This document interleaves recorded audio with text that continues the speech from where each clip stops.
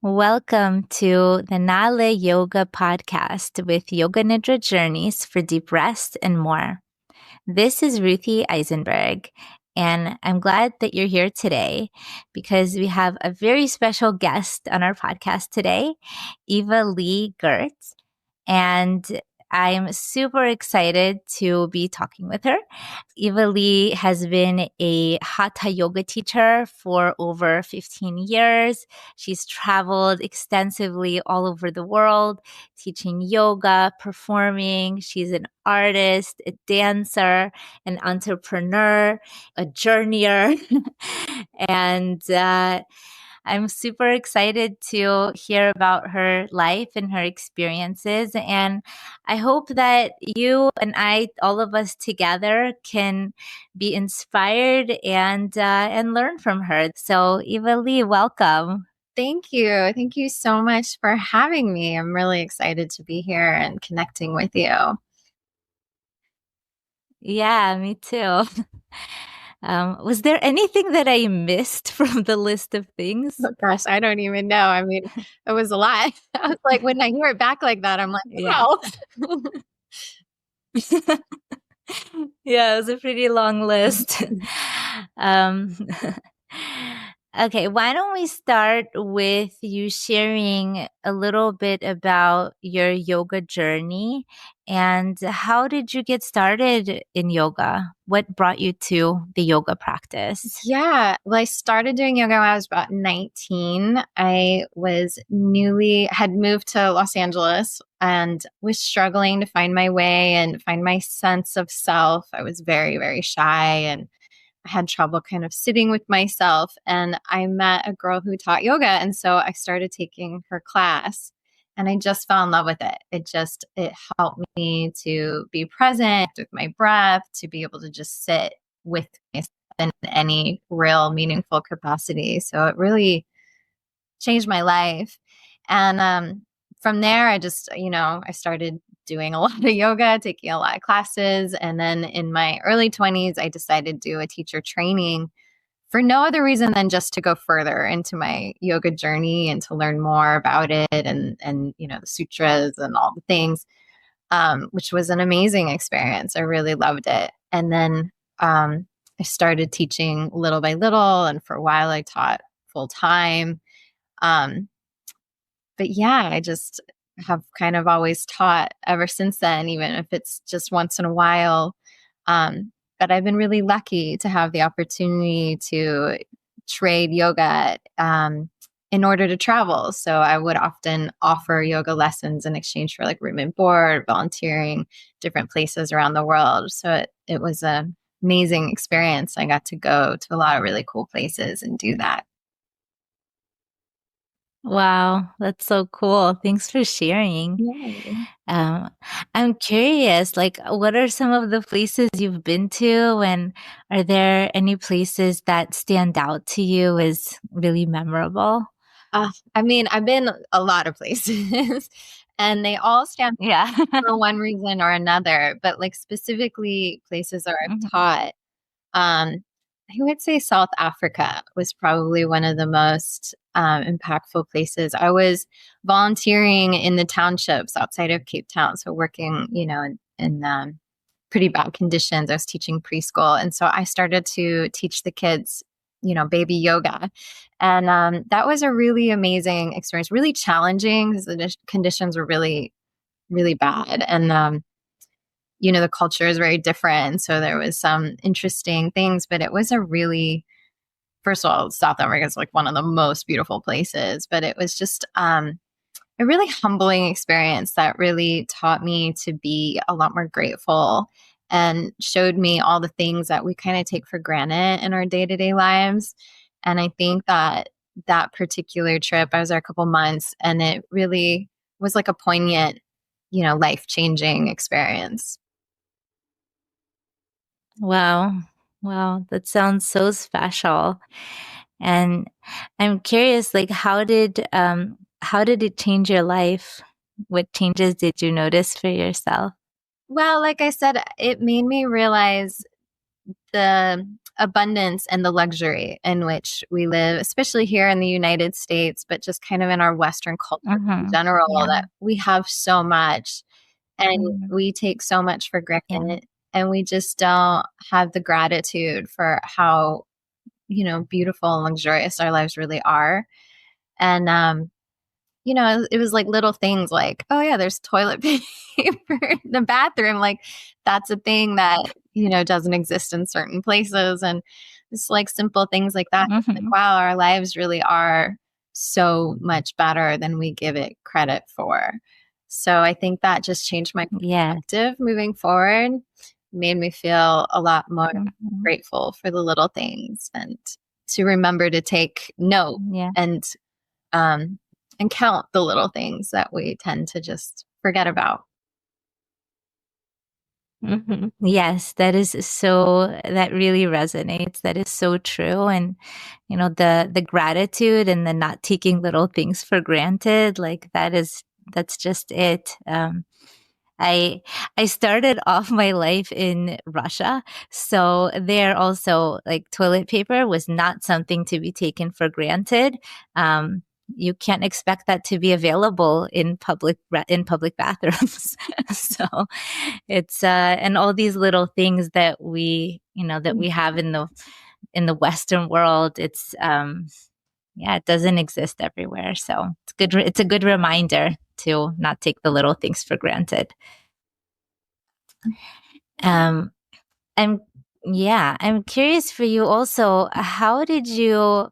What gave you the idea to go on these travels and to start, teaching yoga all over the world, to start exchanging yoga for room and board and things like that? Yeah, I mean, honestly, I don't know. I just always had, I guess, a sense of adventure. I really passionately wanted to see the world and experience different places and different cultures. And, I just so curious and I don't know, very driven to travel. And I feel really lucky that I had yoga because it allowed me to do that in a really cheap way that also like really dialed me beauty everywhere I went. So that was really special too, because I got to Mhm. experience kind of more of what it would be like to live in that place rather than just passing through as a tourist. Um, but yeah, Yeah. I think it was just this sense of adventure, it's just wanting to see as much of this great big beautiful planet that we live on and all these amazing different types of Mhm. people and learn what I can and see what I can and experience as much as possible. Yeah, that's amazing. I love how you're speaking to the way that yoga is something that is so connective. It is a bridge between people and a bridge between different communities. It's amazing how yoga can just be this vehicle that you bring with you everywhere and make these connections with people and with places beyond the surface level of tourism, really living in and experiencing the soul of the community, as it sounds like. Yeah, I think that's one of the really special things about yoga. And, the other thing is that it kind of teaches you to sit with yourself, to have permission for yourself, to kind of take your ego out of Mhm. things, allow yourself to be the beginner. Those are all part Right. of like practicing yoga. And so, like, when you take that out into the world, it changes the way you interact with people and connect with people as well.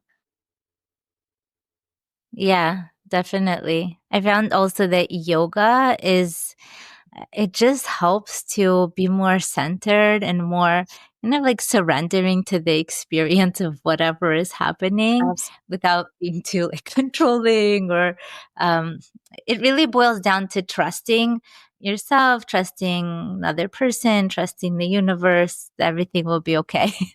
Yeah. So I mean, I still struggle with that, but yes, it does for sure. don't we all? Yeah. I think eventually like that's like the road that we go on. But of course, it's not all at once and Well, it's it's not a linear journey. absolutely. And it's like most permission you were today without comparison to yesterday or where we wish we were where we want to be tomorrow, right? It's trying to like Mhm. have grace for ourselves and Right. allowing ourselves to be where we are, which some days it's easier to do that than others. Totally, totally. So, what are some of your places to be where you are? Are there certain activities or spaces that you feel like your soul really comes alive when you're there? That's an interesting question. I guess for me, Yeah. I feel most alive when I'm in an act of creation. So, I paint. I was a Mhm. professional dancer for a long time. Um, those are the moments I think that just like yoga, where you're the most present, you're not thinking about anything else, and you're just in this, connection with, I don't know, your higher self, whatever you want to call it, the universe. And you're Mhm. just allowing whatever happens to happen. Those are the moments that I feel most alive. Yeah. Like, especially when I'm dancing or painting, you can kind of just let everything else slip away and just be totally engulfed in that moment. And also when I travel, like when I'm Mhm. somewhere new, the excitement of getting to see as much of it as possible in the limited amount of time I have being there also can like really light a fire in me, like make me, I don't know, jump out of bed ready to go, which is a lot harder in my day-to-day life with all the, responsibilities and to-dos. Yes, totally. That is so relatable. It, when we're in creativity, it's like this state of flow, Mhm. and the energy just rises. So it's different if we're in just the day to day routines. How can I ask? How did you get into painting and dancing? Some of these creative sides to you. I've done them my whole life. Like, yeah, when I was a little, when I was really little, I ever wanted to be was a ballerina, which is funny because I actually didn't do ballet in my career.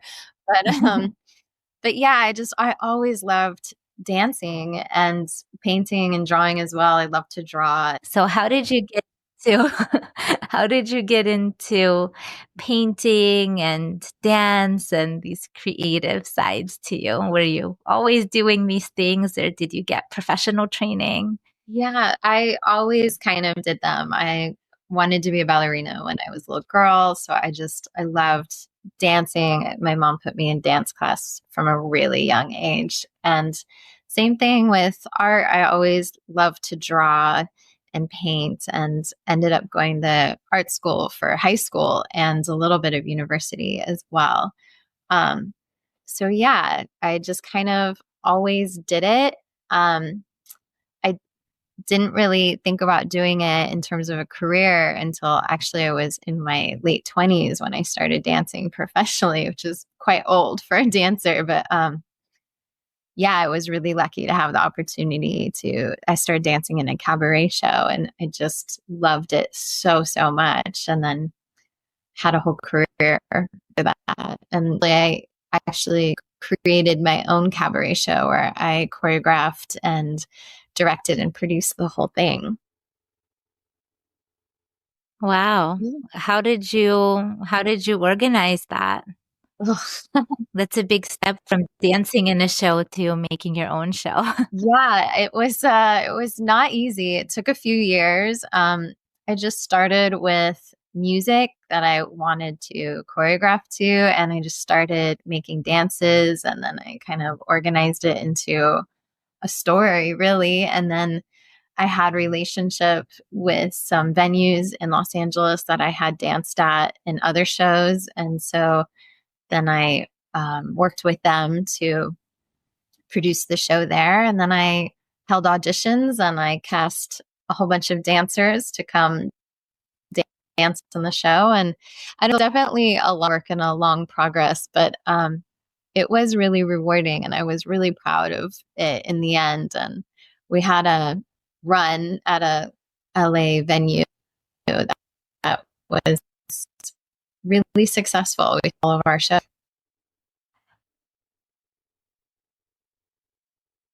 Wow, that's amazing. Um, You're like a Renaissance woman. So let's shift gears a little bit and talk about sleep. Um, Maybe you could start sharing a little bit about how did you get interested in sleep? I know that you have your own company where you designed a sleep mask and different sleep aids.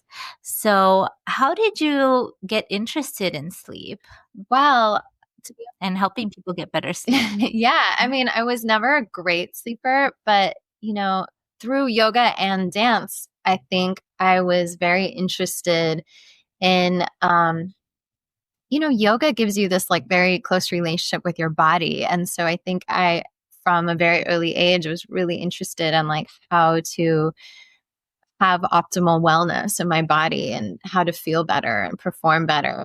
And I could tell, if I was tired that my yoga practice wasn't as strong and then when I started dancing even more so, it was really apparent. Like if I didn't sleep well, then my good. And that of industry that, if I was auditioning for a show or something, it could make or break whether or not I got hired, just depending on how well. So, um, Mhm. I wasn't just interested in sleep. I was interested in diet and inflammatory things and, just overall kind of anti-aging and wellness so that I could have peak performance and kind of maintain my competitive edge in the industry. But it became really apparent that sleep was kind of the cornerstone. And I looked into a lot of ways to optimize sleep. I mean, there's so many benefits to getting good sleep, but one of the things I found is that sleeping in total darkness has some of the biggest benefits. So, it lowers your risk of obesity and depression. It helps regulate your hormones, it increases longevity. It's good for your heart, it's good for your brain and your memory, your alertness. All of that is affected. And sleeping in darkness has this really impactful what am I saying? It's a big impact on how well you feel and how well you perform and even how good you look. Um, so I found that the ways to sleep in total darkness were to use a sleep mask or to spend a lot of money outfitting your home, your room with blackout curtains and things. And for me, when I was, on tour and traveling, that obviously didn't solve my problem. So a sleep mask was really what I found to be like the most impactful tool to get better sleep. And I tried lots of different sleep masks and I really struggled to find one that worked for me. Um, Again, being Mhm. interested in beauty and skincare, I found that synthetic material masks caused me to break out, and the silk ones are really good for your skin. There's lots of benefits to silk. It's really skin nourishing. It helps you maintain your moisture, your skin moisture, and it even has been shown to speed Mhm. up cell turnover. So it actually has anti-aging qualities. But most of the silk masks I found on the market just didn't work. They just didn't fit well. They didn't block light. They weren't very comfortable. So that's when I decided to just create my own. And because when obviously the mask I created, I love. It's the only mask I've ever used that really works for me, that fits really well and really blocks out light. And it also has really deep eye cups, so it doesn't like smash your eyelashes because I have pretty long eyelashes. Um, so then I'm like, oh well, everybody I mean, everybody needs better sleep. And the more research I did when I was designing my mask, the more I was just like, everybody needs this. Like the better we sleep, the happier we are, the better we feel, the more, our nervous systems are regulated, the more we go out Mhm. into the world and show up as our best selves. And so how can I help people have a better, sleep quality? Yeah, wow. Thank you for sharing about that. That is so true. People's sleep is just very, very impaired by and large. So you're right. There's so many different tips and tricks to optimize sleep. And different things will work for different people, but what you're describing, sleeping in total darkness and the benefits of that, sounds like something that's so basic and so intuitive that, it's much more basic than taking supplements and doing things that require more effort. But it's interesting, like even sleeping in total darkness, which is something so basic, it sounds like it's not that easy to do. So, Yeah. um, Well, in today's society yeah. with our technology and everything, like we don't even really experience total darkness at all unless you like really Mhm. live somewhere very remote and you get away from, city lights and urban life, Yes. And so, and then, our TVs, our phones, our tablets, our computers, like they all put off this blue light, which is um, very Mhm. stressful for our brain and our eyes, but it also suppresses melatonin. And so, like, all this light we're just always inundated with. And our eyelids are really thin. Like, they're not meant to really block out light, but we are meant to sleep in total darkness. Like, if you look at evolutionary times, then you see that Mhm. such a simple tool is like one of the cheapest and most impactful like return on investment that you can get if you're really looking to optimize your sleep. There's lots of other tools and tricks you can do that will help, but I do think like the one thing that you're going to get the biggest return on is investing in a good quality sleep mask. Yeah, something so simple and so Yeah. basic. It's funny because I was actually thinking about you before this show. Last week, I was traveling on an airplane and it was an overnight flight, and they gave out these sleep masks, and it was just so uncomfortable. I could see everything right underneath, right underneath the mask. And it was just such an uncomfortable mask. I ended up taking it off and just closing my eyes and doing Yoga Nidra on the airplane. But, it's interesting because such a simple tool can really make a big difference. But it has to be done right. Like you said, not all sleep masks are the same. Yeah. And but I think even especially as yogis, but I just think in general, like we think about trying to be natural and clean and toxic free and like it's Yeah. so great that that airline handed out sleep masks, but I'm betting it was like some cheap synthetic material and it might have been put together with Mm-hmm. like chemical adhesives. And then you don't want that on your skin. You don't want to be inhaling that next to your face. Mm-hmm. Like that's not good Yeah. for us. It's not good for the planet when they produce that stuff. So, switching to something Mm-hmm. that's like a natural material like silk is going to have a lot more benefits. Plus, like I said, you also have all the anti aging benefits and skin nourishing benefits of just having silk on your skin. And it's like naturally Mm-hmm. antimicrobial too. So it helps prevent breakouts as well. Oh, wow.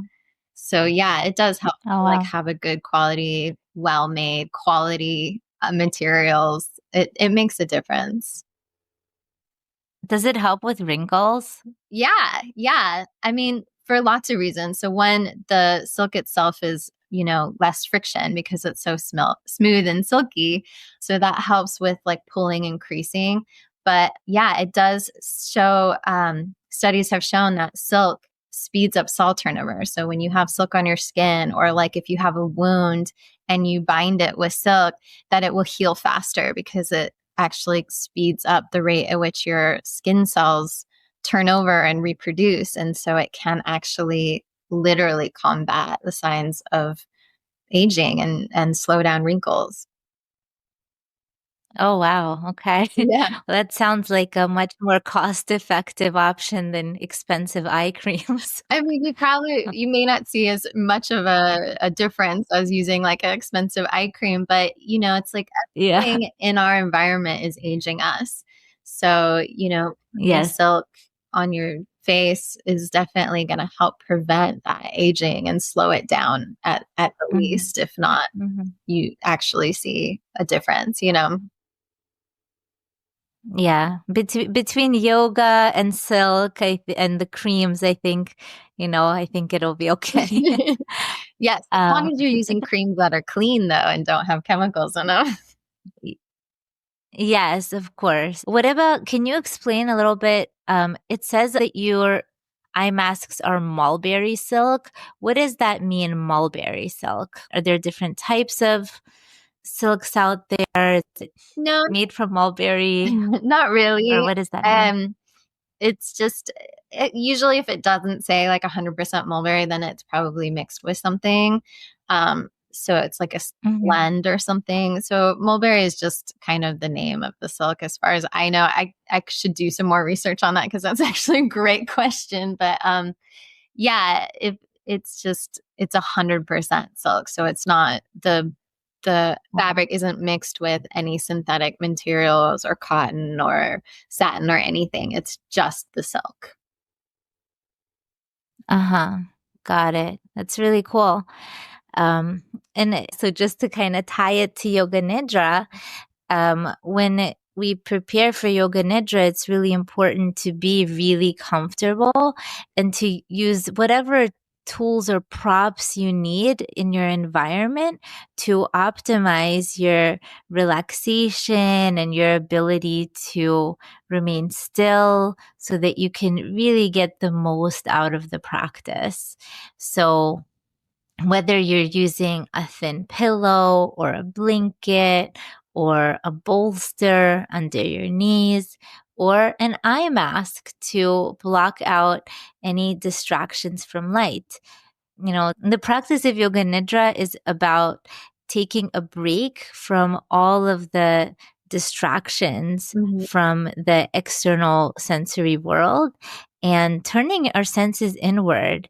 In Sanskrit, this is called pratihara. So, this is taking a break from everything that's outside of you. And sleep masks, they help to do that.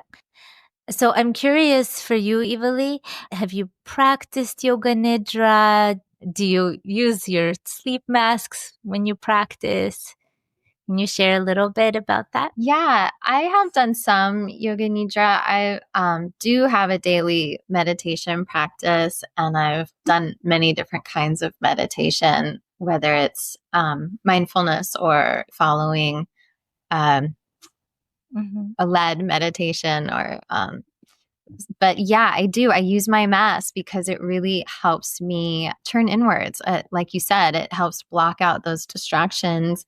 And, I feel like I'm in this cocoon, and it really does allow me to turn my focus and attention inward a lot more than when I don't have it. So I do use it really regularly when I'm meditating. What are some of the meditation practices that that you most enjoy or that most resonate for you? Do you have like your go-to ones or your favorite I ones? really don't. Yeah, I think it like depends on what I'm in the mood for. I tend to go through phases. So like right now I'm doing a Mhm. lot of just like mindfulness where I'm just like counting my breath and focusing on the feeling of the inhale and exhale in my body. But I feel like after a while I'll be like, "Oh, I'm kind of phoning it in." So then I'll switch to something else. I'll find, I have a couple apps. I worked with a spiritual teacher for a long time, so I have a bunch of recorded meditations that he made for me, and I just kind of change it up based on like what I feel I need that day, or yeah, or if I'm like, "Oh, I've been doing a certain type of meditation for like a few weeks or a few months and it's starting to feel like I'm not as present with it, then I'll do something different just to keep on my toes with it." Sounds like you have a variety of different practices and kind of go and change them with the seasons. Yeah. I feel like I have so many questions for you, and we can go in so many different directions. So, was there anything else that you wanted to add about the sleep masks or that people should know about maximizing their sleep? Um, I mean, gosh, there's so much. I could go on and on for it and all the many things you could do to help maximize your sleep. For instance, doing meditation before bed to help wind down, Right, all kinds of right. bedtime rituals that help and, you know, we talked about bad light. Well, let's do your top 3. Maybe let's do your top 5. Okay, I would say top 5 would be to not use any screens for an hour or 2 before bed to try to eliminate that blue light, or at minimum get some like blue light blocking glasses. That will really help Mhm. boost your melatonin production. And definitely a soothing nighttime routine, like a Mhm. short meditation before bed, or get into bed and get really comfortable and do some deep breathing or something like that, can really help kind of quiet the mind and calm the body to prepare for sleep. And obviously, a sleep Mhm. mask to block out all the light. And again, using one that is high quality materials and that's adjustable so you can get a good fit. Um, that has, good coverage and deep eye pockets so you don't have any pressure on your eyes. That can all help with the comfort and light blocking ability. So um, invest in a good one. But those are probably my top 3. Um, but I do other things like, drink some nice soothing tea or take a bath before bed. We also have like a lavender Mhm. essential oil little roll on aromatherapy Mm. roll on, and that I like to dab a little, on my top lip and on my temples and um, pulse points that can help calm me down before bed. Mhm. Yeah, things like that. Mhm. Yeah. Yes, yes. I love everything that you're saying. And I love the essential oils and live off of lavender. So it's just so helpful. And it helps with calming down and it helps with sleep. But in addition, it's also very healing and it can help with like if you have like a cut on your skin, Yeah. um, it can help with that as well. It's very cool. Yeah, if you have like a blemish, you could dab a little lavender Mhm. oil in it. It can really help. And our roll-ons that we sell have amethyst stones in them. So the oil is also being infused, the crystal. So that's also, amethyst, Oh. good for healing, calming. There's lots of benefits of amethyst. It's known to help like increase your intuition and connect you to your spiritual realm a little bit more. So that's fun. Yeah, I don't know too much about crystals, but something that it sounds like you know a bit about crystals. Just a Um, bit, not a lot, and but just a bit. yeah. Okay. Yeah. Well, that's like a whole nother area. It's so interesting. Yeah. Um, yeah. It's cool that you're also saying that meditation before sleep can help to have a better night of sleep. That's definitely true. Mhm. I like to encourage people even a little bit is better than nothing. Mm. Even like 1 or 2 minutes can go a long way. And another thing is meditation not before sleep can also help you have a better sleep at night. So if you meditate or do yoga nidra during the day while you're awake, Mhm. that actually also helps you to prepare yourself for a better night's sleep is you're using the day to regulate and stabilize your system to clear out any excess material and that prepares you for a better night's sleep too. So I love that. I thought that was interesting too. Yeah, I love that. I think that's a really good point, and it really does. I mean, I do think, like, in our busy lives, it's so hard to just be present. Like, we're just have so much going on, and Yeah. we get so out of body and out of mind. So any meditation at any point helps do that, and the more obviously, the more tuned in you are, then the easier it will be to go to sleep. But there's benefits to Yeah. any kind of Yeah. meditation. Exactly. Mhm. Yes. Yeah, Yes. Any is better than I none for couldn't sure. agree more. Okay, so what would you say to somebody who, let's say they work a really, this is typical. Uh-huh. So let's say they work a really stressful job. They might work, night shifts and have to be on a screen at night. This is their lifestyle. What would you recommend to somebody like that who might not have an opportunity to reduce screens before bedtime? Um, that's a great question. I definitely think investing in some blue light blocking glasses would be a really smart move because that blue light can really mess with your hormone production. And like I said, it does stress out your eyes and Mm-hmm. your brain, but it Mm-hmm. can really mess with your circadian rhythm because the blue light, the sun, is what we're supposed to see in the morning. That kind of gets the cortisol pumping and gets us going for the day. And you don't want a lot of cortisol at night because it will keep you from sleeping. Right. And if you're stressed out, which it sounds like this Right. theoretical person would be, right, then you're probably already having Yeah. higher than normal cortisol levels.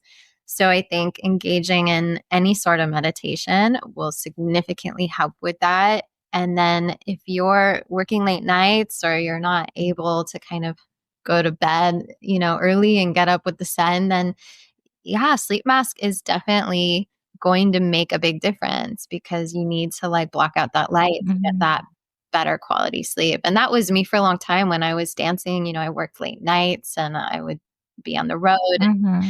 It was hard to get sleep and often, you'd be sleeping until midday or mid morning. And so that's when I really got hooked on using a sleep mask because otherwise I would have only gotten a few Mm-hmm. hours of sleep a night and I wouldn't have option. So Right. yeah.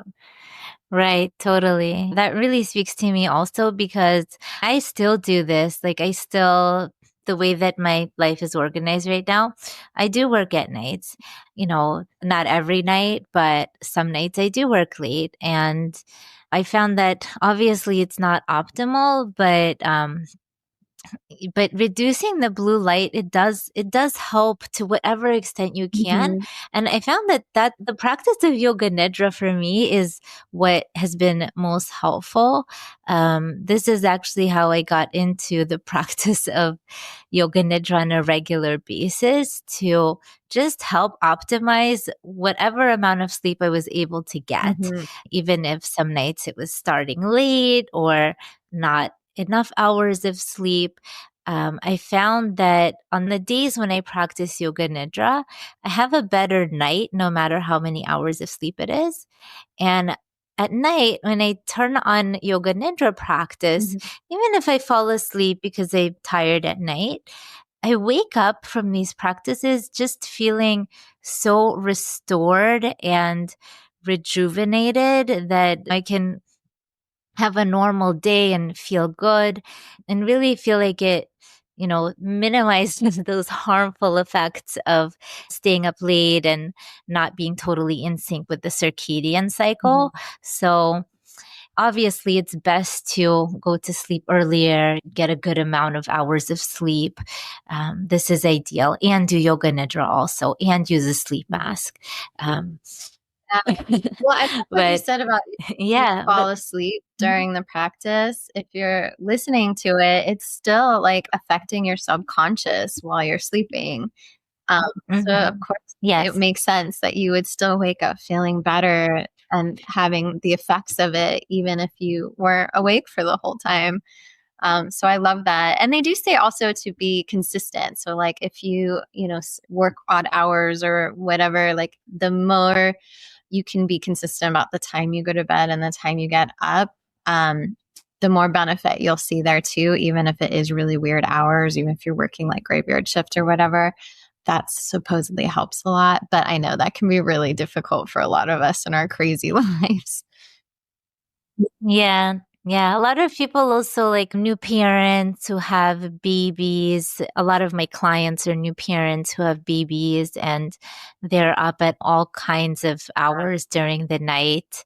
Yeah, absolutely. Exactly. But then that's where sleep mask Exactly. comes in So handy so you can get those naps in any chance you can.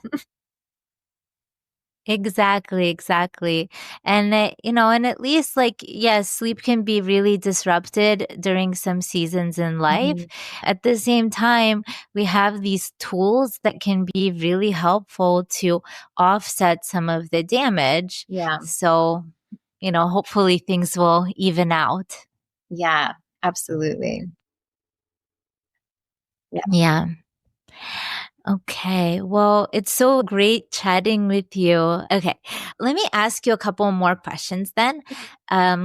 First, let me ask you, for audiences who may be struggling with sleep, um, besides using a sleep mask Mhm. and some of these tools that we've already talked about, is there any other words of wisdom or advice that you might want them to hear? Oh, um, yeah, I mean, anxiety just seems like a thing that's more and more common in life. And it's just that you aren't alone if you're experiencing anxiety, and you're not weird or strange. Like, it's so common. But yeah, Mhm. investing in Yoga Nidra or many other practices, any kind of meditation practice can really help with that. Yoga of any kind can help with that, where you're just connecting with your breath and your body. And then obviously trying to get better sleep. My one of my biggest self-care things is a bath. I love a good hot bath with some, lavender essential oils and some magnesium and Epsom salt, and that really helps me Mm. calm down and reconnect. And just if I'm feeling really stressed, that's usually what I'll do. Yeah, just you saying those words, the bath with the lavender and the magnesium and Epsom salt, just that makes me feel so relaxed already. Well, good. Me too. Yes, and normalizing anxiety is such a common thing. It's such a human thing, and Mhm. most people experience some form of anxiety one way or another during different seasons of life.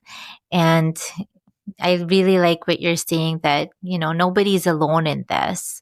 It's a very human thing. Mhm. And thankfully, we have tools, we have practices that can also help to calm the nervous system and to calm the mind, the body, and also the soul.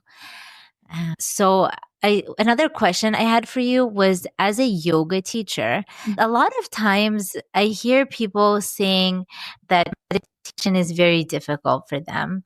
I hear people saying, like, meditation, I try to meditate, but then my mind goes all over the place and I can't concentrate, and I end up judging myself for being a bad meditator.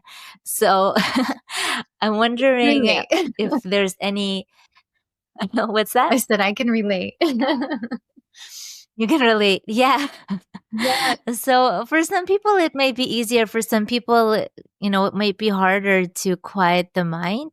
And I'm wondering, what might you say to somebody who's judging themselves for being a bad meditator because their mind is going all over the place? Just to be nicer to yourself, because, I've been meditating for 20 years and I still have days like that regularly. So, I mean, it's just part of the practice. And, we have to give ourselves permission for where we are today, and give ourselves grace for like those bad days. Everybody has days where it just feels impossible. And I know I do. And, you just have to be like, okay, well, today's not my day. I'm going to sit here. I'm going to count my breath. And even if my mind's going everywhere and it just feels so hard, I'm just going to go through the motions of doing it, because, like you said, any amount is better than none. So even if you only have, 30 seconds, your whole practice of quiet mind, that's better than not doing it. But the judgment doesn't serve us. And as a yoga teacher, like, I found doing yoga was the gateway to me being able to meditate, because when I started, I couldn't sit with myself at all.